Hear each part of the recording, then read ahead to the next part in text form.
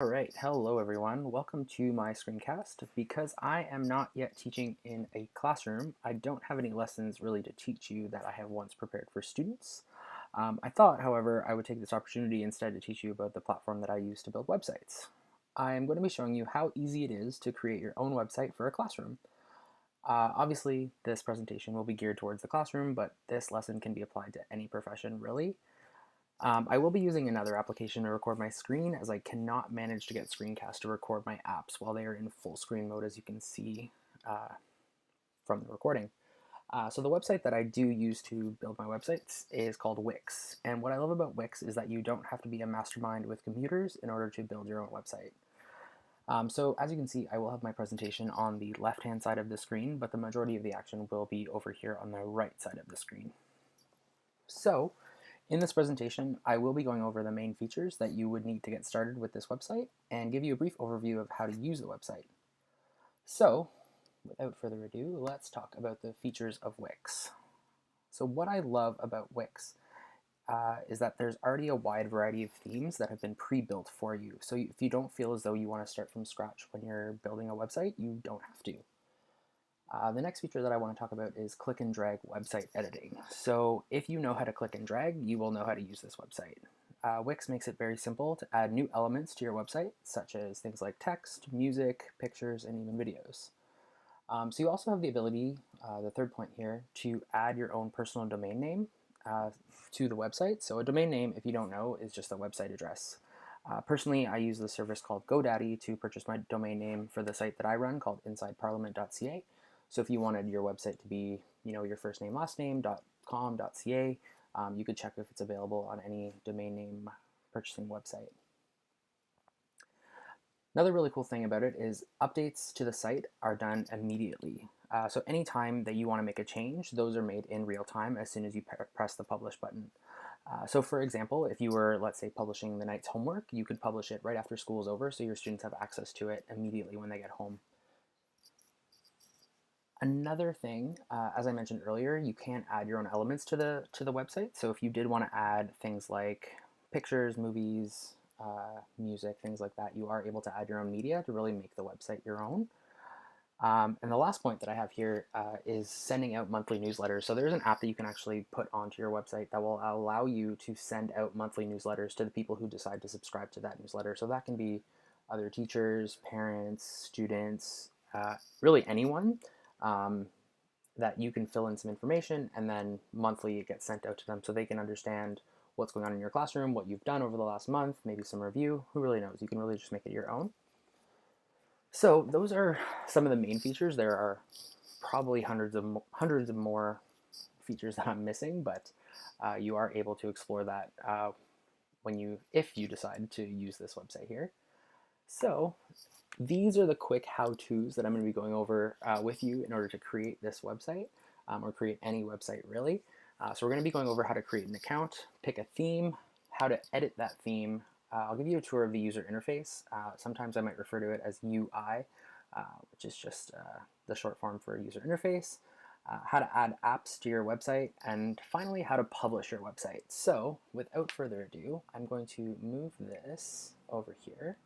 So I have this on the right hand side. So if you go to the website, it's called wix.com, you'll see something like this. So what we can do, I'll press this X button, we'll click on sign in, but let's say you don't have an account. I already have an account, but you click on sign up, and literally this is how easy it is. So you type in your email, so you can do give me an a@gmail.com, give me an a@gmail.com, type in a password, thanks Doug, and you can sign up that way. You can also sign up with social media, so if you have a Facebook account or a Google Plus account, you can use the email addresses that are already associated with those social media accounts to sign up with Wix. Because I already have an account, I'm just going to go ahead and click on login. I'm going to fill in my information, and then I click on login. So when you log in, you're going to see something that looks like this. So if you click on the top left, you'll see something called My Sites. Right here, these are all the sites that I've created. So this is the website that I do run that is a premium account. So that's something that you do have to pay for, but the website itself is free. So let's go ahead and create a new site. So as you can see, there are a whole bunch of themes that are already preset for you, so you don't have to, like I said, build one from scratch. One, because we're talking about Classroom, I'm going to go to the Community and Education section, and we'll see what options that we have here. I think I saw one earlier, yeah. So this one is one that I really like.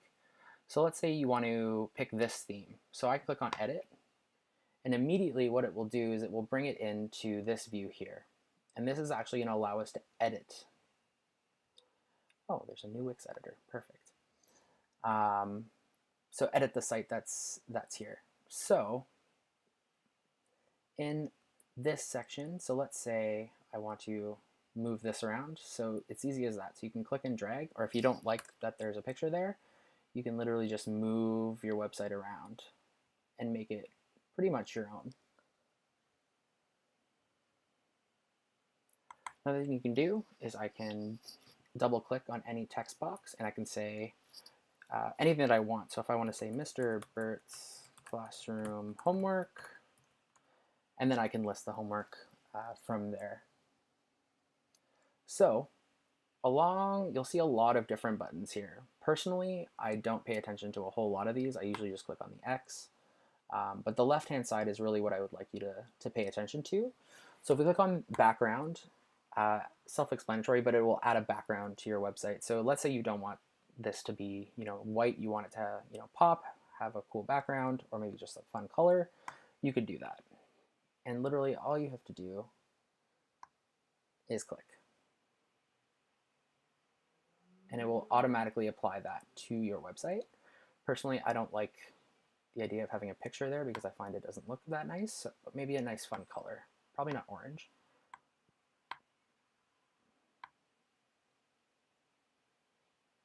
I feel like I like this one. So that's how easy it is to add a different background to your website.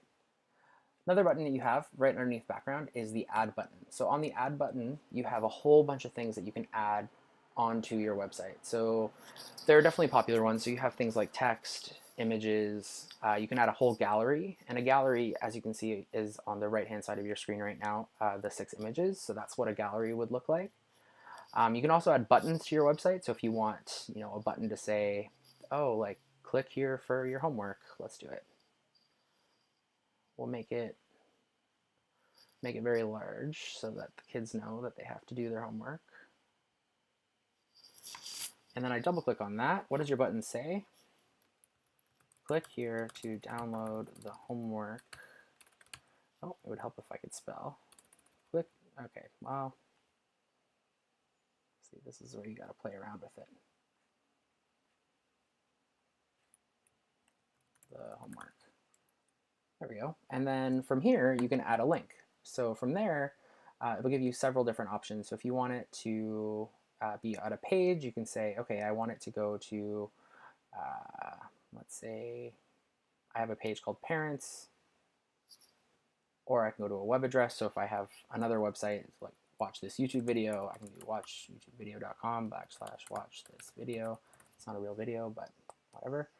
Or you can do a document. So if you've prepared your homework in a Word file or a PDF or really any format, you can choose a file and it will automatically upload. So you'll see this upload button in the top right. So upload docs, the orange button in the top right hand side of your screen. Click on upload. You can say, okay, I really want to upload, I don't know, Donald Trump. There we go. Why not? Oh, it has to, so here you go. So upload docs in PDF, doc, docx, PPT.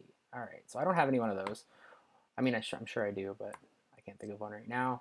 But you can upload a document to your website, and that will stay on your account so your students can download it, and you can update that every single night if you want to. Going back to the add button, you'll see there's different things as well. So you can add a box if you want to add some more designs, if you can add a strip, different shapes to your websites, video. So for this, you can get it from either YouTube or Vimeo. So if you have videos that your students have uploaded to YouTube, or you've uploaded your own screencast to YouTube to teach your students how to do the assignment, you can link it there. You have music options, like I was mentioning earlier, different partnerships with different applications. You can also add social media buttons. So if you wanted to, let's say you have a Twitter page for your classroom, or you have a Facebook page for your classroom, you can automatically link them there, and you can literally drag and drop to where you want to be. And whenever you have the social links, you can click Set Social Links, and you can click on Facebook. And then on the right-hand side, you'll see this little link button, and you can say facebook.com /Mr. Burt's Classroom. Let's say that's my page. So that means anytime someone's on my website and they click on this Facebook button, it'll go automatically to that Facebook page. We can also add a contact field. So let's say you want parents to give feedback, or your students to give feedback. They can leave their name, their email, and a quick message to you. Maybe Jimmy forgot to do his homework and their parents want to let you know. That's something that you can do as well. So let's say we want to add a comment field. I'll delete the homework button because nobody likes homework. And we'll drag and drop this comment here. So you can see here it says name, email, subject, and message. I believe that it is required to fill in all the fields in order to send the message through. And from there, you can set your own personal email. So I'll leave it at mine. If anyone wants to email me, please don't. But anyway, emails will come automatically through you from the website directly to whatever device your email is linked to. And then there's other things as well, like different menu options, lists that you can add, blogs, a store if you want to sell stuff to your students, and there's even more stuff if you want to get even more creative. But I would just encourage you to explore it if you are going to use this. It's a ton of fun to start creating your own website. And the last thing that I wanted to show you was the app market. So the app market is something that's really, really cool for Wix, is that there's a whole bunch of different tools that you can add. One of the ones specifically that I was mentioning earlier was the newsletter. So if we want to search for the app, we can just search the field. Okay, so I know that email newsletter is an app that we have, and I can add this to my site. Click on add, and as you can see right here, it brings up a nice little sign up for your newsletter. Let's delete this. And once a parent or whoever wants to sign up for the newsletter types in their email address, you'll get a notification saying, this person is subscribed. You'll have to create a newsletter to send out every month. So, I mean, it doesn't look too pretty, but once it's done, you can click on publish, which is in the top right-hand side of your screen. So let's click on that, and let's give it a name. So we'll call it Screencast Test. Save and continue. Perfect, your site was saved, published so people can see it. We're gonna publish now. And that's been published. So that means if I click on view site, it'll automatically bring me to this field right here. It'll show me my awfully created, very quick website and filled with different things. Now obviously this is the built-in theme, but you can customize every single one of these pages on your own. And that is pretty much it for the bulk of my screencast. I'm sorry that it wasn't about grade 4 math, but I hope you learned something new. Have a great day.